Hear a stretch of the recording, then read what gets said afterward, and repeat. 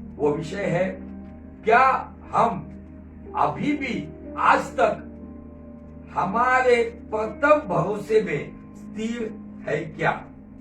क्योंकि परिस्थितियां इस तरीके से दिन ब दिन बिगड़ती जा रही है, हालात बिगड़ते जा रहे, और इंसान विश्वासी हो अविश्वासी हो, मसीह को जानने वाला हो या ना जानने वाला हो, वो कहीं ना कहीं आज कंफ्यूज है, खोया खोया सा है, निराशा में है, परेशानी में है, और हर एक का दिमाग शुद्ध हुआ है, वो सोच रहा है कि क्या करे। लेकिन संसार के लिए ये बातें लागू होती है, लेकिन संसार से जिन्हें अलग किया है, जो यीशु के बेटे और बेटियां, यीशु के संतान, उनके लिए खुदा का कलाम आज भी यही कहता है कि अगर आप आपके प्रथम भरोसे पर स्थिर हो तो आप मेरे स्वर्गीय राज्य के भागीदार हो। हालेलुया। आइए उस वचन को पढ़ेंगे, इब्रानी का 3 अध्याय और वचन 12 से लेकर 14 तक।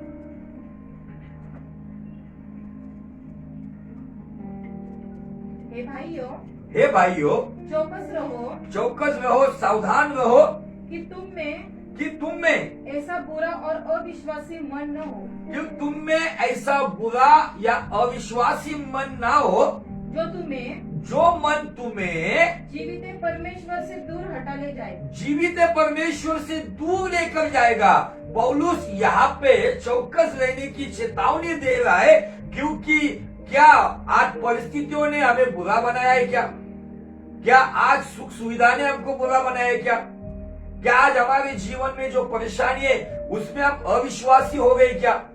क्या आज हमारे जीवन में जो परिस्थितियां है उसके वजह से जो विश्वास के और परमेश्वर के करीब रहने वाले, क्या परमेश्वर से दूर, मतलब प्रार्थना से दूर, वचन से दूर, उसके व्यक्तिगत रिश्ते से दूर हो गए क्या? आगे वरन जिस दिन तक आज का दिन कहा जाता है, जिस दिन तक आज का दिन, मतलब अगर हमें पता है कि आज हम बिस्तर में उठने के बाद हमारी आंखें इस संसार में खुली हुई है, मतलब आज के दिन अगर हम जिंदे हैं, हर दिन एक दूसरे को समझाते रहो, एक दूसरे को समझाते रहो। फिर वो एक दूसरे का जो रिलेशन है, भाई को पता है कि अगर भाई गलत राह पे, तो जो सही राह पे चलने वाला भाई गलत राह पे, बुरे मन से चलने वाला, अविश्वास से चलने वाला, परमेश्वर से दूर जाने वाला, उस व्यक्ति को भाई भाई को समझाए, बहन भाई को समझाए, भाई बहन को समझाए, पति पत्नी को समझाए, पत्नी पत्नी पति को समझाए, बच्चे माँ बाप को समझाए, माँ बाप बच्चों को समझाए, दोस्त दोस्त को समझाए। हर एक व्यक्ति इस धरती पर अगर आज जिंदा है और उसे पता है कि ऐसा कोई व्यक्ति है जो बुरे मन का, अविश्वासी मन का, परमेश्वर से दूर जाने वाले मन का, ऐसा कोई व्यक्ति है, उसे समझाओ, नहीं तो उसका नतीजा देखो क्या कहता है वो। ऐसा ना हो कि तुम में से कोई जन, तुम में से मतलब ये कलीसिया के लिए, विश्वासियों के लिए, यीशु के पीछे चलने वाले लोगों में तुम में से कोई जन पाप के छल में आकर, पाप के छल से, आज इन दिनों में जो भी परिस्थितियां है, व्यभिचार का, शारीरिक कुकर्म का, पाप का छल बड़े पैमाने में मनुष्य के अंदर काम कर रहा है। पोर्नोग्राफी, नाना प्रकार के एडल्ट्री, एक्स्ट्रा मैरिटल अफेयर्स, विवाह बाह्य संबंध, शादी से पहले बहुत सारी गलत गलत बातों में, आज लिविंग रिलेशनशिप में, आज ये सारी गंदगी में इंसान धंसते जा रहा है। आपको अगर पता है कोई व्यक्ति आपके करीबी है, उसको समझाओ, नहीं तो पाप के इस छल के द्वारा आकर कठोर हो जाए, वो व्यक्ति कठोर हो जाए। एक बार वो कठोर हो गया ना, तो उसको जो वो कर रहा है उसका एहसास नहीं रहता है, और पवित्र आत्मा कोशिश करके भी उस व्यक्ति को एहसास नहीं होगा, क्योंकि एक बार पत्थर दिल वो बन जाता है, तब वो वासना में जब पड़ता है तो उस वासना में आनंद करेगा। अगर वो लालच में पड़ता है तो लालच, पैसा, सोना, जौहरा, धीरे, प्रॉपर्टी के पीछे पड़ेगा। लेकिन जिसका हृदय मांस का है, जो बुरा नहीं तो अच्छा है, जो अविश्वास का नहीं तो परिपूर्ण विश्वास का है, जो परमेश्वर से दूर नहीं तो परमेश्वर के करीब है, जिसे एहसास है, वो जिसको एहसास नहीं है उसको जाके बताए, ना तो पाप के छल से वो कठोर हो जाए। क्योंकि हम मसीह के भागीदार हुए हैं, हम मसीह के भागीदार हुए। भले हमें परिवार ने, किसी ने हमको भागीदार नहीं बनाए, शायद प्रॉपर्टी में हमको किसी ने हिस्सा नहीं दिया है, शायद हमारे बिजनेस में हमको किसी ने हिस्सा नहीं दिया है, शायद हमारा हक किसी ने मारा होगा, लेकिन हमें इन बातों में निराश और मायूस होना नहीं, क्योंकि बाइबल कहती है कि हम मसीह के भागीदार, मतलब हम स्वर्ग के पार्टनर हैं। आगे, यदि हम अपने प्रथम भरोसे को आवर ओरिजिनल कन्विक्शन, ऐसा इंग्लिश में शब्द है, हमारे प्रथम भरोसे पर, ये ओरिजिनल कन्विक्शन मतलब पहला एहसास, पहला प्यार। अगर हम हमारे पहले प्रेम में, पहले एहसास में अगर हम अंत तक दृढ़ता से स्थिर रहे, अंत तक, आखिरी तक, दृढ़ता तक अगर हम स्टेबल रहेंगे, स्थिर रहेंगे, जैसा कहा जाता है, अगर हम स्थिर रहेंगे तो बाइबल कहती है जैसा कहा जाता है, यदि आज तुम उसका शब्द सुनो, यदि आज का दिन का है, कल नहीं, यदि आज आप उसका शब्द सुनोगे तो अपने मनों को कठोर न करो, अपने मनों को कठोर ना करो। बहुत सारे लोग इन दिनों में सुनते हैं, देखते हैं, लेकिन अभी भी उनका मन कठोर बना हुआ है।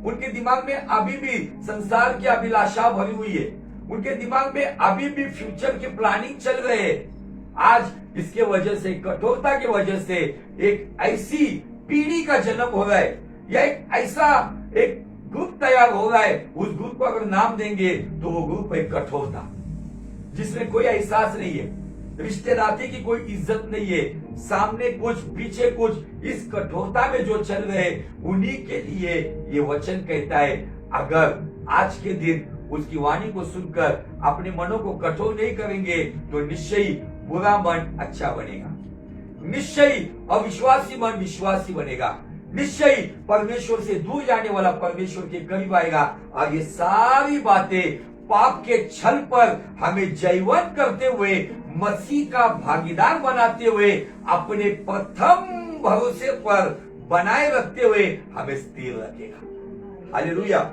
आज संसार के हालात केवल इंडिया की नहीं, महाराष्ट्र की नहीं, वर्ल्ड वाइड अगर आप देखोगे तो आप देखोगे कि सभी जगह पे उथल पुथल मची हुई है, हाहाकार मचा हुआ है। कहीं पर लावारस आ रहा है, कहीं पर बड़ी बाढ़ आ रही है, कहीं पर बादल फट रहे, कहीं पर पहाड़ टूट के गिर रहे, भूकंप आ रहे, शहर के शहर, जिले के जिले नेस्तनाबूद हो रहे। क्यों? क्या कारण है उसके पीछे? उसका कारण मैं आज आपको बताना चाहता हूं। ये कायनात आज कहीं ना कहीं अस्थिर है।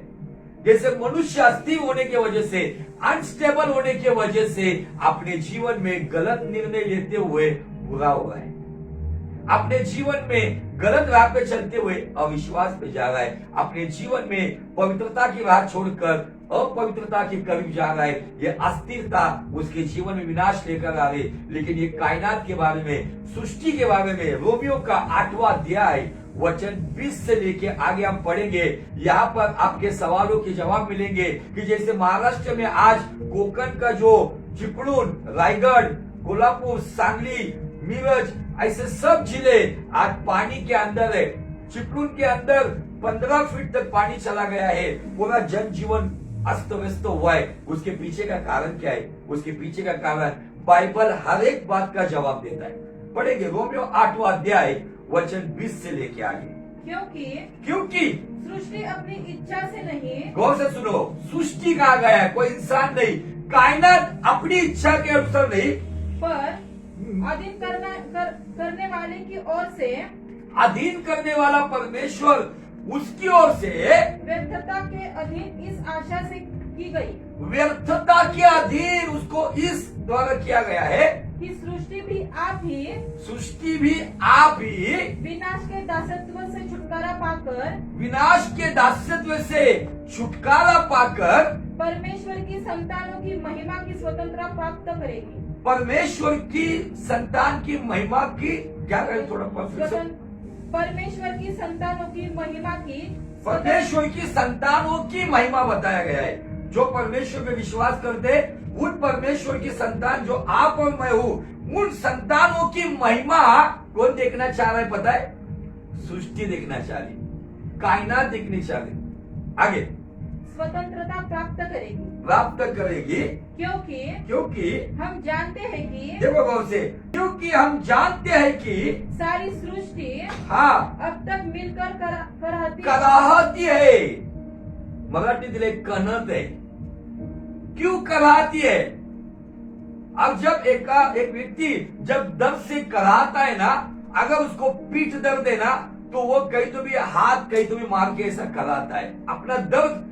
उसको कहीं ना कहीं अगर उसके पेट में दर्द है, उसको तकलीफ हो गई, कुछ लोग सर पटकते हैं। आज सृष्टि भी करा रही है, इसलिए जापान में बाढ़ आ रही है, चाइना में बाढ़ आ रही है, महाराष्ट्र में बाढ़, इवन हमारे नॉर्थ इंडिया में जो केदारेश्वर वो जो साइड है, वो साइड में बड़े पैमाने पे अब लोगों का कहना है कि ऐसा पानी हमने देखा नहीं।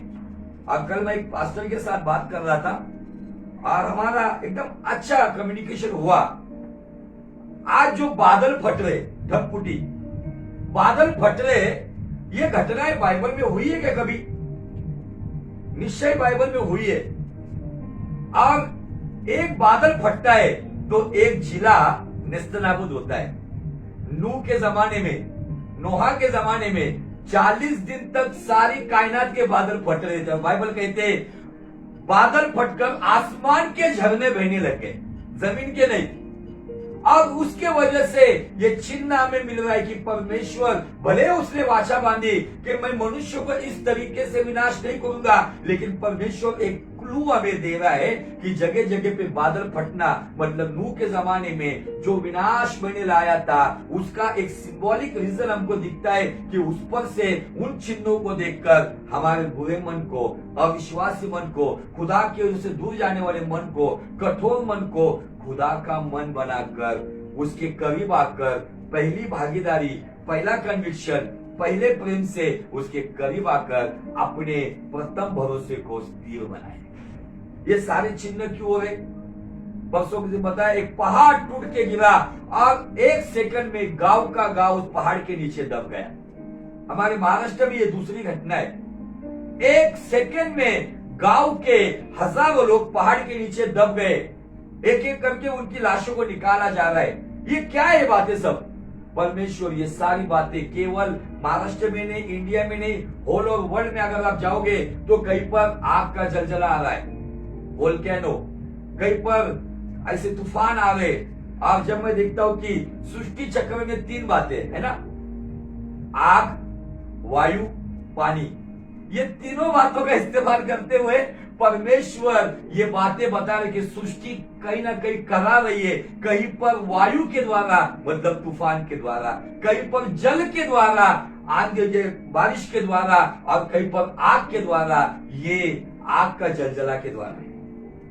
उसको तकलीफ हो रही है और ये क्यों चाहती पता है कि सृष्टि भी अपने उद्धार के लिए तरस रही है। कब से तरस रही पता है? वो जिस दिन आदम ने पाप किया, बाइबल कहती है परमेश्वर ने भूमि को श्राप दिया। आदम के जमाने से परमेश्वर आज तक करा रही है क्योंकि उसको उद्धार चाहिए और वो उद्धार उसका भी चाहिए। और उसके साथ साथ परमेश्वर की संतानों की महिमा, जब यीशु मसीह बादलों पर आएगा तब उसके संतान को अपनी महिमा से, नए महिमा के शरीर से, कोई कब्रिस्तान से उठेगा, कोई जिंदा हालत से उठेगा। Hallelujah, praise the Lord. ऐसे अद्भुत बातें यहाँ पे हमें दिखती है। क्या कहे? मिलकर कराती है और पीड़ाओं में पड़ी तड़पती है। पीड़ाओं में पड़ी ये सृष्टि तड़प रही है, इसलिए आसमान से बिजलियां भी गिर रही है। तड़पने के बाद इंसान अपने हाथों से कुछ गलत काम भी कर जाता है जो उसको करना नहीं है। आज कहीं ना कहीं दर्द से ये कायनात कहीं ना कहीं तड़प रही है, करा रही है। इसीलिए कायनात के अंदर, ये नेचर के अंदर हम देख रहे हैं कि कहीं ना कहीं जंगल के जंगल जल रहे हैं। ऑस्ट्रेलिया में हमने देखा वो जंगल की आग 2 महीने तक नहीं बुझ रही थी, कितने सारे प्राणी उससे मारे गए। हेलीकॉप्टर से पानी भेजा गया, लेकिन फिर भी परमेश्वर के पास जब परमेश्वर के लोगों ने दुआ की तो 1 रात बारिश आई और सारा जंगल की आग बुझ गई। आप थोड़ा सा आसपास में जो घटनाएं घट रही है ना, उसके पीछे बाइबल में कुछ कारण है। और ये कारण ये सृष्टि तड़प रही है, सृष्टि करा रही है। क्यों? क्योंकि उसको भी जल्द से जल्द आदम के जमाने से, पहला आदम जो मिट्टी से आया था, उसके जमाने से लेके आखिरी आदम यीशु मसीह जो आत्मा से आया था, उसके फिर से आने से और उसके ऊपर विश्वास करने वालों की महिमा के लिए, उनके उद्धार के लिए और खुद के उद्धार के लिए सृष्टि तड़प रही है। क्योंकि सृष्टि को पता है कि जब मैं इस उद्धार को पाऊंगी ना, तब बाइबल कहती है कि परमेश्वर एक नई सृष्टि और नया आकाश बनाएगा जिसमें कोई भी मिलावटी काम नहीं होगा। क्योंकि आपको पता है कि ये सृष्टि ने आदम के जमाने से लेके अब तक कितने सारे निर्दोषों का खून पिया है। खून पी पी के वो आज कहीं ना कहीं तड़प रही है। क्योंकि परमेश्वर आकर जब काइन को आके कहता है, जिस जगह पर धरती ने हाबेल का खून पिया है ना, वो खून मेरी ओर पुकार रहा है। कितने सारे निर्दोषों का खून परमेश्वर की ओर पुकार रहा है। अब ये पुकार सुन सुनकर पृथ्वी के कान भी दुख रहे। इसलिए वो तकलीफ से कहीं पर जापान में, जर्मनी में, ऑस्ट्रेलिया में, इंडिया में, श्रीलंका में, अलग अलग जगह पर वो करा रही है। उसके साथ साथ ये वायरस की बीमारी भी लेकर आ रही है। बहुत सारे बड़े बड़े ज्ञानी लोग आज थक गए इसके ऊपर रिसर्च कर करके।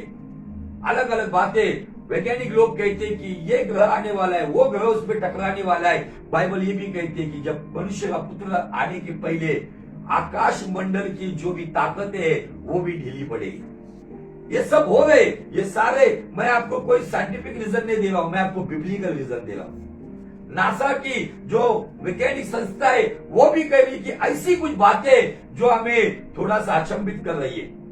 ऐसी कुछ घटनाएं उन्होंने राज बना के रखी हुई है। अगर वो घटनाएं अगर वो बताएंगी, क्योंकि एक ऐसा बड़ा भूकंप आने वाला है, नासा कह रहे कि वो भूकंप जब आएगा तो वो कश्मीर से निकलकर वो चाइना तक जाएगा, चाइना से निकलकर वो ऑस्ट्रेलिया तक जाएगा। ऐसा एक बड़ा भूकंप जमीन के नीचे काउंटिंग कर रहा है। 99, 98, 97, 90, 80 वो काउंटिंग कर रहा है। कभी भी वो 1 से 0 पे आएगा, एक ऐसा भूचाल आएगा। लेकिन मुझे पूरा यकीन है वो भूचाल आए या ना आए, लेकिन उसके पहले आपका और मेरा मसीहा आएगा। हालेलुया। तो क्या जरूरी है हमें इन दिनों में? अगर इन सब बातों से अगर बचना है तो हमें धर्म से रिचुअल मसीह नहीं बनना है। हमें कोई परंपरा के मसीह नहीं बनना है। हमको कोई डिनोमिनेशन के मसीह नहीं बनना है।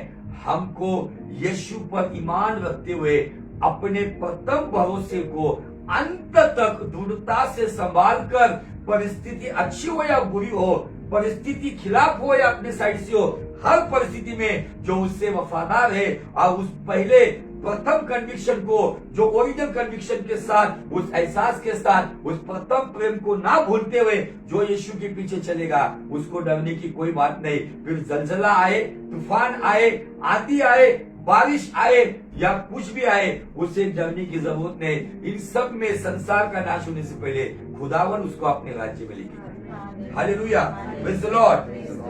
यहाँ पे अगर इस मराठी में इस वचन को पढ़ेंगे तो आपको अच्छे से समझ में आएगा। 21 वचन क्या कहता है, मराठी में पढ़ो। सृष्टी स्वतः नश्वरतेच्या दास्यातून मुक्त होने के लिए, या हिंदी में दिया छुटकारा पाने के लिए, तिला देवाच्या मुलांची गौरवयुक्त मुक्तता मिळावी। इसका मतलब सृष्टि, ये पृथ्वी, वो खुद उद्धार चाह रहे और हमारा उद्धार होने के लिए यीशु का लहू बहाया गया है। क्योंकि वो भी चाह रही, उसको भी न्यू ब्रांड होना है। जैसे एक कीटक, सांप बोलो या कोई बोलो, वो अपनी पुरानी खाल उतारने के लिए बहुत ही तकलीफ में से गुजरता है, पत्थर के बीच में से रगड़ के निकलता है, क्योंकि उसको पुरानी खाल उतारनी होती है। क्योंकि वो नई खाल प्राप्त हो। अभी जो करा रही है, जो तड़प रही है, ये पुरानी खाल पृथ्वी उतारने पर है और यीशु मसीह भी आने पर है। हालेलुया। मैं यही चिन्ह दे सकता हूँ, बाकी कुछ नहीं बता सकता हूँ। क्योंकि ये सारी बातें बहुत सारे लोग बहुत अधिक ज्ञान बता रहे आज सोशल मीडिया के ऊपर। वो अधिक ज्ञान लोगों के सर पे से बाउंसर जा रहा है। हमें बुनियादी शिक्षा पर आना होगा, फाउंडेशन टीचिंग पे आना होगा, हमारे पहले भरोसे पर आना होगा, तब जाकर संसार में कुछ भी हो हमें नहीं फर्क पड़ेगा। क्योंकि संसार से हमको अलग करने वाला हमें संसार से अलग लेके जाएगा। Hallelujah, praise the Lord. तो हमने देखा पिछले सप्ताह में भजन संहिता 106 के द्वारा, जिसमें हमने कुछ व्यक्तियों का जीवन देखा। बाइबल कहती है भजन संहिता 106 वचन 17 और 18। भूमि फटकर भूमि फटकर, यहाँ पे क्या दिया है? भूमि फटकर मतलब भूमि देखो उस जमाने से इस तरीके से बर्दाश्त कर रही है, इतनी बर्दाश्त की कि वो फट गई। भूमि फटकर दातान की निगल गई, दातान को निकल गई और हम्म, अभिराम को झुंड को ग्रस लिया। और उनके झुंड में हाँ आग भड़क उठी हाँ, और दुष्ट लोग लो से भस्म हो गए। दुष्ट लोग लौ से मतलब आग से भस्म हो गए। आप कहेंगे ये भस्म होने वाला, नाश होने वाला, ये बात क्यों बता रहे आप? क्योंकि पौलुस हमको इब्रानी 3:12 में शुरुआत क्या कहता है? चौकस रहो। तुम्हारे पहले जो लोग थे ना, उनका विनाश इस तरीके से हुआ। कुछ लोग आग से भस्म हो गए, कुछ लोगों की लाशें वहां पे जंगल में पड़ी रही, कुछ लोगों को सांप ने डस लिया, कुछ लोगों को मारी ने मार दिया। ये सारी बातें हो रही थी। उसमें से एक बात यहाँ पे, जो 3 लोग थे लीडर्स, जिन्होंने डाह में आकर, जेलसी में आकर, ईर्ष्या में आकर परमेश्वर और परमेश्वर के लोगों के खिलाफ बलवा किया था, बगावत की थी, विद्रोह किया था, रिबेल किया था। इसलिए परमेश्वर का न्याय उन पर आया, और वो न्याय इस तरीके से आया, बाइबल कहती भूमि फट गई। ये वाकया हमें बाइबल में एक ही बार दिखता है। भूमि फट गई और 250 से अधिक लोग, किस तरीके से उनका विनाश हुआ, थोड़ा सा उनका विनाश को हम देखेंगे और क्यों हुआ, उसके भी कुछ कारण हम गिनती का 16 अध्याय वचन 29 से लेके आगे पढ़ेंगे। गिनती 16:29 से लेके आगे।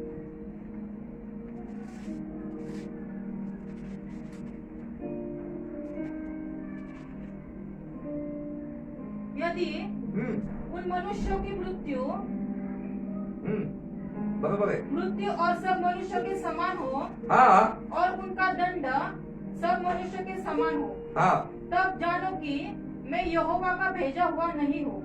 यहाँ पे मूसा कहता है मृत्यु के बारे में, अगर वैसी नहीं होती है मृत्यु, तो समझना है कि मैं परमेश्वर से भेजा हुआ नहीं, कि मैं ऐसा ही परमेश्वर की सेवकाई में आया हूँ। आगे, परंतु हाँ, यदि यहोवा अपनी अनोखी शक्ति प्रकट करे, यहोवा अपनी शक्ति के आगे लगाया है अनोखी शक्ति। ये जो अनोखी शक्ति, उसका डेमो हमें दिख रहा है कायनात में। भूकंप के द्वारा, जलजले के द्वारा, आंधी तूफान के द्वारा, अलग अलग प्रकार के तूफान आ रहे, लोग उसको नाम दे रहे, साइक्लोन, फाइक्लोन, जो भी नाम आ रहे, ये नाम वैज्ञानिक लोग दे रहे। ये कुछ नाम नहीं है, एक अनोखी शक्ति का परमेश्वर डेमो दे रहे हैं। हाँ, और पृथ्वी हाँ, अपना मुंह पसार कर, पृथ्वी अपना मुंह पसार कर उनको और उनका सब कुछ निगल जाए और वो जीते जी हाँ, अधोलोक में जा पड़े। ये एक ऐसी संख्या है जिनको मौत का अनुभव नहीं मिला, वो जीते जी अधोलोक में चले गए। तो तुम समझ लो कि इन मनुष्यों ने यहोवा का अपमान किया है। इन मनुष्यों ने यहोवा का अपमान किया है। अब यहाँ पे इन लोगों के साथ क्या हम अपने आप को जांच सकते हैं? क्या मेरे बुरे चाल चलन से, मनुष्य तो छोड़ दो, रिश्ते नाते तो छोड़ दो, माँ बाप छोड़ दो, पहले क्या मैंने मेरे यीशु का, पवित्र आत्मा का, यहोवा बाप का अपमान किया है क्या? मुझे वो जांचना होगा। अगर मैंने उसका अपमान किया है तो मुझे अपने आप को बदलना है। यहाँ पे जो न्याय हुआ ना, ये न्याय का अनुभव हमारे लिए नहीं है। क्यों नहीं है पता है? अभी भी ग्रेस पीरियड में, कृपा के अनुग्रह में यीशु मसीह हम पर रहम कर रहे हैं। वो पिता को हम जो गुनाहगार है, जैसे कोर्ट के अंदर अगर कोई व्यक्ति गुनाह करता है तो वकील, लॉयर वहां पे जमानत देता है। जमानत के ऊपर जज उसको रिहा करता है। वैसे ही हमारा एक वकील अभी भी पिता की दाहिनी ओर बैठकर हम जब क्षमा मांगते हैं, हमारे ऊपर अनुग्रह करते हुए पिता को रोज, आज संसार में जमानत के लिए कुछ न कुछ व्यक्ति की पहचान, बड़ी अमाउंट का डिपॉजिट, उसका औदा, उसके ऊपर जमानत होती है, लेकिन यीशु मसीह का लहू हमें जमानत देता है। और मुझे यह पता नहीं कि बार बार हम उसको जमानत क्यों दें। उस जमानत के ऊपर मुझे एक किस्सा याद आ गया। पिछले महीने में मैं कहीं पर फेलोशिप के लिए मैसेज के लिए गया था। वहां पे एक व्यक्ति था, वो कह रहा था, पास्टर जी मेरे भांजे से मैं बहुत ही ऊब गया हूं। क्या हुआ? बोले महीने में 2 टाइम मुझे जमानत देनी पड़ती है। जमानत दे दे के ऐसा हुआ है, मेरी नौकरी पर मुझ पर ब्लैक लिस्टेड बोलकर डाल दिया गया है और मैं रिटायर हुआ हूं, मेरा सारा प्रोविडेंट फंड ब्लॉक करके रख दिया है। जब तक ये व्यक्ति की केस का आगे कुछ निकाल नहीं आता है। इतनी ज्यादा एक मनुष्य होकर ऐसा कर रहा हो, लेकिन परमेश्वर का पुत्र हमारी जमानत पेश कर। हमने क्या पिता के खिलाफ कुछ गलत किया है, उसको अपमानित किया है, उसको दुखी किया है, उसकी आत्मा को दुखी किया है, लेकिन इसका मतलब ये नहीं है जैसे रोमियो 6:1 में दिया है, परमेश्वर कृपालु है, पाप में वो कृपा करता है, लेकिन इसका मतलब ये नहीं कि हम बार बार वही गलतियां करें। बाइबल यहाँ पे स्पष्ट रीति से कहती है कि क्या तुमने यहोवा का अपमान किया है? आगे, वह ये सब बातें कह ही चुका था कि वह ये सब बातें चल रही है। मैं पूरा पढ़ा नहीं हूँ, आपने लास्ट टाइम पढ़ा है, देखा है वहां पे 250 लोग, सारे लोग हाथ में धूपदान लेकर, ये लीडर्स और उनका परिवार, ये लोग भी रुके हुए, और मूसा यहाँ पे कह रहा है, ये केवल कह रहा है अगर आप सही हो तो आपको प्रॉब्लम नहीं, लेकिन अगर आप गलत हो तो धरती अपना मुंह खोलेगी। ये घटना न मूसा के पहले हुई है न मूसा के बाद हुई है। एक परमेश्वर के दास के जुबान में ताकत कितनी है कि उसने बोला, परमेश्वर ने सेम वैसा ही न्याय लाया। इसीलिए अगर कोई जेन्युइन परमेश्वर का दास है, परमेश्वर का सेवक है, उसके आशीष ले लो, उसके अंदर से उसको दुखाकर, उसको सताकर, उसको अपमानित करते हुए उसके दिल से ऐसा ना हो कि वो कुछ निकले और खुदावन उसको एक्सेप्ट करे। बाइबल यहाँ पे कहती है, कितना अद्भुत है। मैं जेन्युइन सेवक की बात कर रहा हूँ। आगे, भूमि उन लोगों के पाव, फिर से 31 वचन, वह ये सब बातें कह ही चुका था कि इतनी सब बड़ी बातें वो कह ही चुका था, खत्म ही किया उसने कि भूमि उन लोगों के पाव के नीचे फट गई। वो कहकर खत्म ही किया, 1 सेकंड का भी समय नहीं लिया परमेश्वर ने, भूमि उसके पाव के नीचे से फट गई और पृथ्वी ने अपना मुंह खोल दिया, और पृथ्वी ने अपना मुंह खोल दिया, और उनका, गौर से सुनो, और उनके घर द्वार का सामान, घर द्वार का उनका सारा इंटीरियर डिजाइनिंग, सोफा सेट, सब किचन वेयर, घरदार के साथ, और कोरह के सब मनुष्यों, कोरह के सारे मनुष्य, और उनकी सारी संपत्ति सब उन्होंने बना के रखा होगा, सोना चांदी गहना हीरे जवाहरात, सारी बैंक डिटेल्स के साथ सारी संपत्ति को भी निगल गया। ये पहली बार ऐसी घटना देखने को मिलती है, उसके बाद नहीं है। जिंदा हालात में अधोलोक में पहुंचे, उसके साथ साथ शायद उनको लगता होगा हमारे पास ये सब शानो शौकत की बातें हैं, ये सारी बातें उनके साथ चली गई, सारे फर्नीचर चले गए, अच्छे अच्छे सोफा सेट रहेंगे, अच्छे अच्छे उनके बेड रहेंगे। उसके साथ बाइबल कहती है कि भूमि ने उस जगह पर सब कुछ निगल दिया। आगे, और वे और उनका सारा घर बार जीवित ही अधोलोक में जा पड़े, जीवित दशा में अधोलोक में पहुंच गए। आपको अगर कोई पूछेगा कोई जीवित दशा में नरक में गया है, कुछ लोग दर्शन देख के आते ना, मैंने दर्शन देखा ये वो, मुझे एग्जाम्पल पता है, एक बार ये लोग गए ना वापिस धरती पर ऊपर नहीं आए। Hallelujah, praise the Lord. ये दशा हम पर ना आए, इसलिए पौलुस इब्रानी 3:12 में कहता है, हे भाइयों चौकस रहो, पाप के छल से तुम्हारा मन कठिन ना हो। ये लोगों का मन कैसे कठिन हुआ था, कैसी बातें वो कर रहे थे, आज वो एटीट्यूड हमारे में तो नहीं है ना, आज उस तरीके का स्वभाव हमारे में तो नहीं है ना।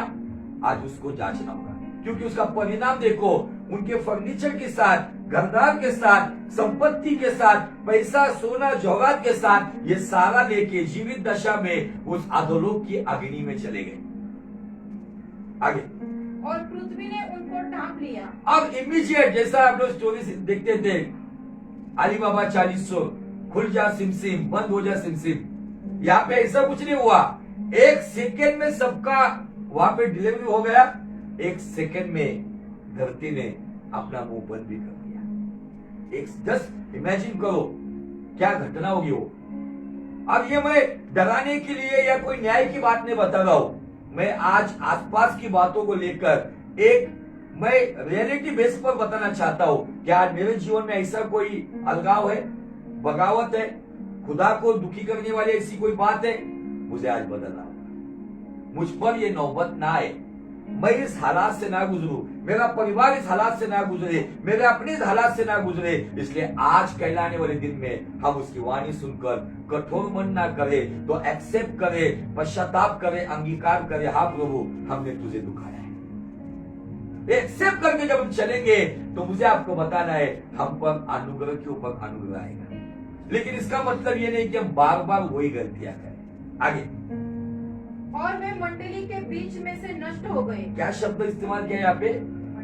मंडली के बीच में से नष्ट हो गए।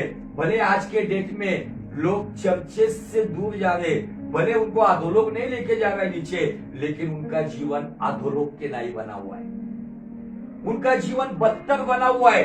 अधोलोक का अनुभव ये कोरा और उसके भाइयों को 250 लोगों को वहां पे मूसा के जमाने में मिला था, वो अधोलोक में जीवित दशा में पहुंच गए। लेकिन आज कुछ लोगों का जीवन नरक के जैसा बना हुआ है, वही गंदगी, वही सब गलत बातों में वो नौबत ना है। इसलिए ये बाइबल हमें यहाँ पे कहती है। आगे, और जितने इजरायली उनके चारों ओर थे, हाँ, वे उनका चिल्लाना सुन यह कहते हुए भागे कि कहीं पृथ्वी हमको भी निगल न ले। वो देखकर डर गए, पृथ्वी उनको भी निगल ना ले। वो पृथ्वी पर ही भाग रहे थे, उनको लगा भाग कर हम बच जाएंगे। लेकिन देखो आगे क्या हुआ। तब यहोवा के पास से आग निकली, तब यहोवा का भवन जहाँ पे था, मेल मिलाप वाला भवन जहाँ पे था, वहां से आग निकली और उन 250 धूप चढ़ाने वालों को भस्म कर डाला। उनकी डेड बॉडीज भी नहीं मिली। भस्म मतलब राख हो गई। ये 250 लोग बहुत ही अकड़ कर एटीट्यूड से मूसा के सामने अपनी अपनी धूपदान लेकर आए थे। अब उसके सामने हाथ तू कौन लग कर गया है, होगा तू सेवक, लेकिन हम भी है ना, हमारा भी कुछ स्थान है ना। बाइबल कहती है अबिराम, दातान और कोरह, उसका परिवार पूरे सामान और संपत्ति के साथ अधोलोक में चला गया। और उनके साथ देने वाले जो लोग थे ना, उनको इजराइलियों के सामने, मूसा और हारून के सामने राख बना दिया। 2 प्रकार का न्याय हुआ। 3 परिवार अधोलोक में जीवित दशा में सब प्रॉपर्टी के साथ चली गई, और जो 250 लोग साथ दे रहे थे ना, वो राख हो गए, राख हो गए, भस्म हो गए। ये 2 न्याय हमको क्या बताते? ये 2 न्याय हमको ये बताते कि इस पर से हम चौकस हो जाए, इस पर से हम बदल जाए, और जहां से हमने गलती की है, जहां से हमने उसको छोड़ा है, जहां से हमने वो ओरिजिनल कन्विक्शन, वो पहला एहसास, वो पहला प्यार हमने छोड़ा है, उस जगह पर आकर अपने आप को खुदा के हाथ में समर्पित करें, क्योंकि आज भी यीशु हम पर अनुग्रह करेगा। ये जो लोग थे ना, इनकी भाषा हमने देखी है, इनकी भाषा जो अलग अलग प्रकार से कर रहे थे। जो पहली बात उन्होंने बोला, अब बस करो, एटीट्यूड। दूसरी भाषा हमने उनकी देखा कि वो कहते कि ऊंचे पद वाले तुम ही बन के बैठे हो क्या हमारा कुछ है क्या नहीं? आज भी परिवारों के अंदर भी ये बातें चल रही है, हम है क्या नहीं कुछ। ये एटीट्यूड इन लोगों को जीवित दशा में अधोलोक में लेकर गया। एटीट्यूड रहने वाला व्यक्ति, बाइबल कहता है, परमेश्वर गर्विष्ठ या घमंडी लोगों को विरोध करता है, लेकिन दिनों पर कृपा करता है। आज ऐसी कोई बात है कि जो मुझे मेरे अंदर उस एटीट्यूड को लेकर आ रही है, उसको आज राख कर दो। पवित्र आत्मा की अगुवाई में अपने आप को खुदा को सौंप दो। जब इतना होने के बाद भी मूसा ने उनको बुलाया, तो मूसा को जवाब क्या दिया उन्होंने? हम तेरे पास नहीं आएंगे। 12 वचन में आगे जाके फिर से उन्होंने कुछ कहा, तू ही प्रधान बनकर बैठा है क्या बहुत बड़ा? और एक बात उन्होंने कहा कि तू लोगों के आंखों में धूल डाल रहा, मतलब उनको दोष लगाया, मूसा को दोष लगा रहा है। जो खुदा की आंखों में सारी पृथ्वी पर नम्र व्यक्ति था, उसको कहा जा रहा है कि तू लोगों की आंखों में धूल डाल रहा है। और छठी बात उन्होंने कहा, हम तेरे पास कभी भी नहीं आएंगे। इसका नतीजा क्या हुआ? उनके सारे परिवार के साथ ये सारी जीवित दशा में अधोलोक पहुंच गए। इसके द्वारा हमको सबक क्या मिलती है? अगर हम नहीं बदलेंगे, हमारे हथेली स्वभाव को नहीं छोड़ेंगे, हमारे अहंकार को, हमारे घमंड को, हमारे एटीट्यूड को अगर हम नहीं तोड़ेंगे, वो समय आएगा तब पछताना पड़ेगा। वो समय आने से पहले खुदावन कहता है छोड़ दो इन बातों को। जो कोई साथ दे रहा है इन लोगों को, बाइबल कहती है वो 250 लोग भागते भागते जस्ट इन लोगों सामने परमेश्वर की ओर से आग निकली और एक सेकेंड में, जैसे पहाड़ एक सेकेंड में रायगढ़ में तेरनी नाम के गांव में एक सेकेंड में पहाड़ गिरा और एक सेकेंड में गांव का गांव उस पहाड़ के नीचे दब गया। परमेश्वर ठट्टों में उड़ाया नहीं जाता। God can not be mock. Galatians chapter 6 verse 7 में दिया है, परमेश्वर ठट्टों में उड़ाया नहीं जाता। कभी कभी हम ऐसा चलते अपनों के साथ, रिश्ते नातों में, बिजनेस में, दोस्ती यारी में मतलबी जीवन जीते हैं। मुझे आपको बताना है, ये जीवन हमें विनाश की ओर लेके जाए। इसलिए बाइबल कहता है चौकस रहो। हमें कुछ मिले या ना मिले, लेकिन इसके लिए जियो कि प्रभु मैं उस प्रथम भरोसे में, पहले प्रेम में तुझसे वफादार रहूंगा, क्योंकि मुझे तुझसे भागीदारी रखनी है, मुझे तुझसे सहभागिता रखनी है, क्योंकि मुझे पता है तेरी भागीदारी मुझे तेरे राज्य में लेकर जाएगी। लेकिन मैं तुझसे अगर कट ऑफ होता हूं तो मुझे कुछ नहीं प्राप्त होगा। ये चैप्टर हम आगे और डिटेल में देखेंगे। ये तो पुराने नियम के कुछ लोग हैं, मैं नए नियम के कुछ लोगों को बताना चाहता हूं, जिसके लिए आप यूहन्ना का 6वां अध्याय और वचन 65 से आगे पढ़ेंगे। यूहन्ना का 6वां अध्याय, gospel of John chapter 6 from verse 65। क्या कहा यहाँ पे? और उसने कहा, हाँ, इसीलिए मैंने तुमसे कहा था कि जब तक किसी को पिता की ओर से यह वरदान न दिया जाए। कौन सा वरदान न दिया जाए? तब तक हाँ, वह मेरे पास नहीं आ सकता। अभी यहाँ पे एक वरदान की बात यीशु मसीह करता है। ये वरदान ना अन्य भाषा का है, ना अन्य भाषा के भाषांतर का है, ना दुष्टात्मा निकालने का है, ना चंगाई का है। ये वरदान कौन सा है पता है? यीशु के पास आने का। हालेलुया। ये बात क्यों कही पता है यीशु ने? अगर इस 6वें अध्याय की शुरुआत करोगे, देखोगे ना आप, हजारों की भीड़ यीशु के पीछे आई रोटी के लिए। दूसरे दिन कुछ लोग ढूंढते हुए आए यीशु को राजा बनाने के लिए। यीशु ने कहा तुम मुझे ढूंढते नहीं आए, कल जो रोटी और मछली खाई ना उसलिए आए। फटाक से वो भीड़ भाग गई। उसके बाद कुछ शास्त्री और फरीसियों के साथ यीशु मसीह बात कर रहे थे। यीशु मसीह ने कहा तुम्हारे पूर्वजों ने जंगल में मन्ना खाया, लेकिन उनकी लाशें जंगल में पड़ी। लेकिन मैं जीवन की रोटी हूँ, मैं जीवन का पानी हूँ, जो कोई मुझे खाएगा। ये सुनकर शास्त्री फरीसी की भीड़ गायब हो गई। और उसी दरमियान यीशु ने कहा मेरा शरीर वो योग्य रोटी है, मेरा लहू वो योग्य दाखरस है, जो कोई मुझे खाएगा। इसलिए बाइबल कहता है बपतिस्मा होने के बाद भी जो अगर प्रभु भोज लेने के लिए हिचकिचाता है या अपने पुराने जीवन को छोड़ना नहीं चाहता है, बपतिस्मा होने के बाद भी जो प्रभु भोज नहीं लेता है, वो यीशु का सामने सामने अपमान करता है। 6वें अध्याय को फिर से मैं बताऊंगा अगले संडे, लेकिन मैं क्यों ग्राउंड बना रहा हूं अगले संडे के लिए। क्या आज मैं यीशु का वो बदन, वो रोटी और उसका लहू मैं योग्य तरीके से अलगाव करने वाला, एरोगेंट जीवन जीने वाला या विरोध करने वाला, एटीट्यूड रखने वाला बनकर ले रहा हूं या नहीं ले रहा हूं? ये दोनों भी बातें गलत है। हमको एक अच्छे मन से, विश्वास से खुदा की करीब आकर योग्य तरीके से लेना है। अब ये सब होने के बाद कुछ लोग कहते हैं ये अपना शरीर और अपना लहू की बात कर रहा है, अपना शरीर खाने का और खून पीने की बात कर रहा है। नहीं बाबा, ये नहीं जमेगा। और यीशु मसीह ये बात उन लोगों का कह रहा है। यीशु ने आपको पता है 72 चेलों को अभिषेक करके भेजा था। अभिषेक करके भेजने के बाद उनको कहा जाओ बीमारों को चंगा करो, मुर्दों को जिलाओ, दुष्टात्मा को निकालो। अब ये गए, आने के बाद बहुत खुशी से आए, प्रभु तेरे नाम से हमने दुष्टात्मा निकाली, बीमारों को चंगा किया, मुर्दों को जिंदा किया। यीशु ने उनको कहा इन बातों पर आनंदित मत हो, तुम्हारा नाम स्वर्ग में लिखा हुआ तो उस पर आनंदित हो। ये 72 लोग थे जिन्होंने बड़े चिन्ह चमत्कार किए। बाइबल कहती है ये लोगों ने कहा इसकी बात कठिन है। क्यों कठिन लगी यीशु की बात उनको? क्योंकि हृदय कठिन हुआ था। इसलिए कुछ लोग कहेंगे हमको बार बार ये कोई टॉन्टिंग तो नहीं मिल रहा है। ये टॉन्टिंग नहीं है। टारगेट क्या नहीं जा रहा है। खुदा का कलाम है, किसी के सर में हथौड़ा गिरेगा या किसी के हृदय में तलवार घुसेगी। अगर कुछ हो रहा है तो अंगीकार करते हुए बदलना जरूरी है।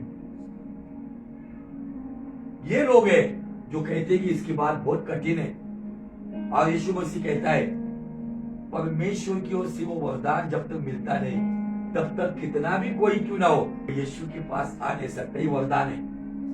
यीशु के पास आने के लिए भी परमेश्वर के पास से, पिता के पास से वरदान चाहिए। और आज हम परमेश्वर को धन्यवाद कहते, उसको धन्यवाद देते क्योंकि हम उसके करीब है, क्योंकि पिता ने हमें वरदान दिया। हालेलुया। भले हमारे पास कोई भारी वरदान नहीं होगा, लेकिन जाके बताओ यीशु मसीह ने हमको कहा है, पिता ने वो वरदान दिया है, इसलिए हमारे उसके करीब है। अब मुझे आपको बताना है जो करीब नहीं है वो केवल नामधारी मसीह है। आगे देखो क्या है 66 नंबर का वचन क्या कहता है। इस पर उनके चेलों में से, गौर से सुनो, इस पर ये बात सुनने पर उसके चेलों में से बहुत से उल्टे फिर गए। मतलब यीशु के विरुद्ध दिशा में, जैसे वो रोटी खाने वाले उल्टे फिर गए, शास्त्री फरीसी उल्टे फिर गए, वैसे ये भी उल्टे फिर गए। और उसके बाद उसके साथ न चले। उसके साथ यीशु के पीछे कभी नहीं आए।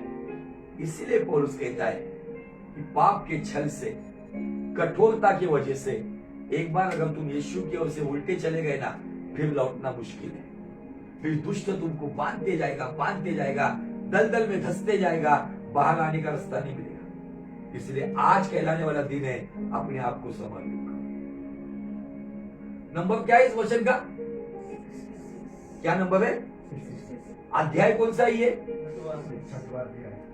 मुझे ऐसा लगता है बहुत सारे लोग बताते हैं उस संख्या को 666, वो तो कलीसिया उठाने के बाद आएगा, वो चिन्ह लगा दिया जाएगा। लेकिन आज के डेट में 666 कौन है पता है? बुरा मन रखकर चलने वाले, अविश्वास रखने वाले, खुदा की ओर से दूर जाने वाले। ये 6 अध्याय का 66 वचन के लोग हैं, वो फिर से यीशु के पास मुड़कर नहीं आए। आपको कठिन तो नहीं लगती यीशु की बातें, क्योंकि यीशु का वचन कहता है कि यूहन्ना 5:3 में परमेश्वर से प्रेम करना मतलब उसकी आज्ञाओं का पालन करना। आगे कहता है उसकी आज्ञा कठिन नहीं है। हमें ऐसी कोई कठिन बात बोलता है कि परमेश्वर, जो अन्य जाति का परमेश्वर कहता है कि मेरी 5 धाम की यात्रा को आजा, घुटनों के बल आजा, अपने शरीर को तकलीफ देके आजा, जटाओं को, दाढ़ी को लंबा करते हुए आजा, जब तब करते हुए आजा, 7 समंदर पार आजा, ऐसा कहता है क्या? हमारे परमेश्वर ने इन रिचुअल या पारंपरिक बातों में हमको रखा नहीं है। जहां पर तू घुटने पर आएगा वहां पर मैं तेरे पास आऊंगा। हमारे खुदावन के पास जाने के लिए बड़ी पहाड़ियों का यात्रा करने की जरूरत नहीं है। वो आसमान में रहने वाला आत्मा में हमारे करीब आता है। आज सोचो, क्या मैं दातान, गोरह, अभिराम उनके जैसे एटीट्यूड में एरोगेंटली रिबेल करने वाला, बगावत करने वाला हो तो पुराने नियम का एक न्याय हमें दिखता है, अधोलोक ने उनको निगल लिया। नए नियम में हमें 6:66 में दिखते हैं वे लोग फिर से यीशु के पास नहीं आए। कौन लोग थे वो? जिन्होंने बड़े बड़े चिन्ह चमत्कार किए, बड़ी बड़ी सेवकाई की, लेकिन उन्हें वो वरदान, भले उनको भूत निकालने का वरदान दिया होगा, चंगाई का वरदान दिया था, लेकिन पिता के करीब आने का वरदान नहीं था उनके पास। आप और मैं खुदा उनको जितना धन्यवाद दे उतना कम है, क्योंकि हम उसके करीब हैं। परमेश्वर की संगति में रहना ये भी एक वरदान है। बाइबल पढ़ना, प्रार्थना करना, यीशु के वचन के अनुसार अपने गलत एटीट्यूड को, रवैयों को बदलकर उसकी इच्छा के अनुसार चलना, ये भी एक वरदान है। ये रेवलेशन जब मुझे मिला ना, मैंने उस दिन से वरदानों की इच्छा ही नहीं रखी। मैं एक ही वरदान मांगता हूं, प्रभु वो वरदान दे कि मैं तेरे करीब रहूं। दुख हो या सुख हो, अपमान हो या सम्मान हो, परिस्थिति खिलाफ हो या मेरे साइड से हो, लेकिन मुझे वो वरदान दे रोज, ताकि मैं तेरे करीब रहूं। हालेलुया। ये वरदान जिसको मिलता है ना, वो व्यक्ति परमेश्वर के साथ अपनी भागीदारी को बनाए रखता है। ये वरदान क्या करता है पता है? ये वरदान पहले एहसास को, ओरिजिनल कन्विक्शन को, प्रथम भरोसे को, प्रथम प्रेम को बरकरार रखता है। ये वरदान चाहिए। मैंने वरदानों को मांगना ही बंद कर दिया। प्रभु ने दिए वरदान, दुष्ट आत्मा निकालती है, चंगाई मिलती है लोगों को, भविष्यवाणियां भी पूरी हुई है, लेकिन मैं इन वरदानों से इंप्रेस नहीं हूं। मैं इस वरदान से इंप्रेस हूं जो परमेश्वर के करीब लेके जाता है। अब जो करीब जाता है निश्चय वो एक अच्छे मन वाला होता है, निश्चय वो विश्वास से भरा हुआ होता है, निश्चय वो भागीदार होता है, निश्चय वो अपने प्रथम भरोसे पर अटल रहता है। क्या हम हमारे प्रथम भरोसे पर, फिर से एक बार मैसेज को खत्म करते हुए पूछना चाहता हूं, क्या हम डाइवर्ट हुए, अलग हुए, या हम आज भी हालात कुछ भी हो, या आज भी हम उस पहले एहसास से, उस पहले प्रेम से, प्रथम भरोसे से क्या हम उसके करीब हैं? अगर नहीं है तो मांगो आज, प्रभु मुझे कुछ नहीं चाहिए, मुझे वो वरदान दे कि मैं तेरे करीब